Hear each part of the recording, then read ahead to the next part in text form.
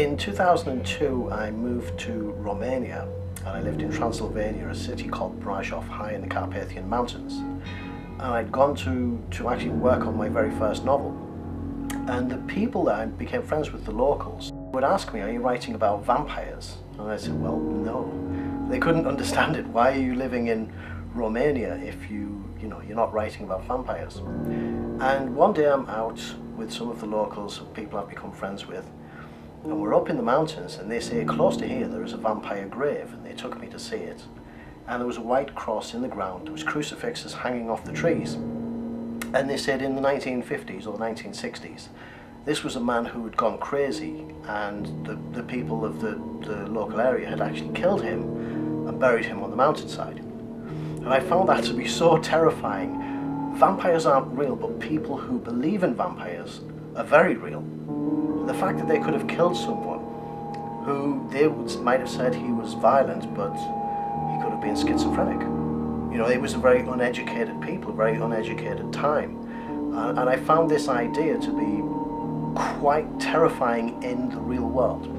So when I set out with Vampire Untitled was to explore this space and to explore these ideas.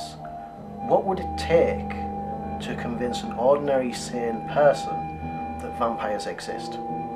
What would have to happen psychologically to turn an ordinary person and make them believe this?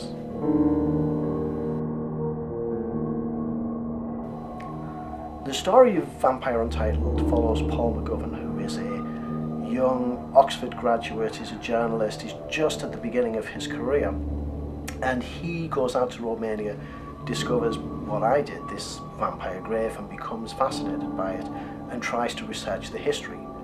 But the more he researches, the more it starts to look as though it might actually be true.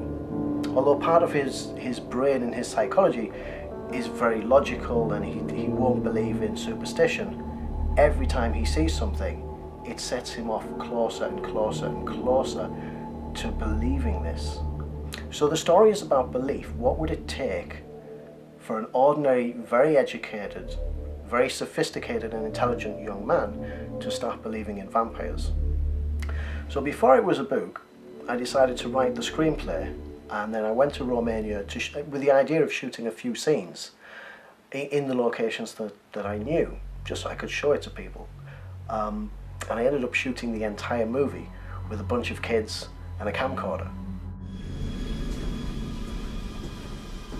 Ok, englezule, indico, e femeia mea, să nu te mai apropii de ea. Hai. Tu o lași pe Eldi cum faci, e femeia mea. Hai.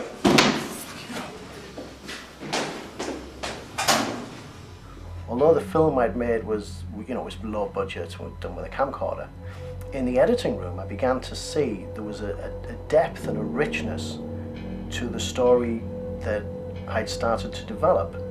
It's very unusual that you can discover something about vampire mythology that firstly is true, and secondly, you've never seen it before.